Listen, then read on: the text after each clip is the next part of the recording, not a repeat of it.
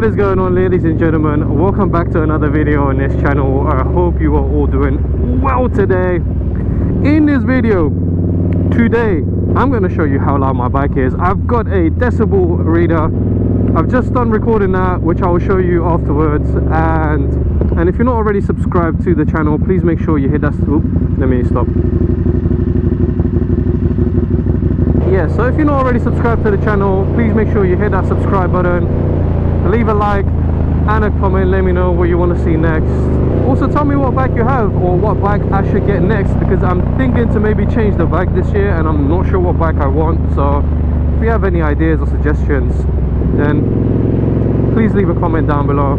How loud is my bike? This is by no means scientific. So got my phone there, it's on a Quadlock with the Quadlock tripod. Got my sound recorder, it's on 0 dB, and I've got my sound level meter. And how do you sync all of this up?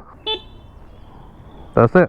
We're gonna do idle, get it up to 4K, and then fully rev it to annoy absolutely everyone around there.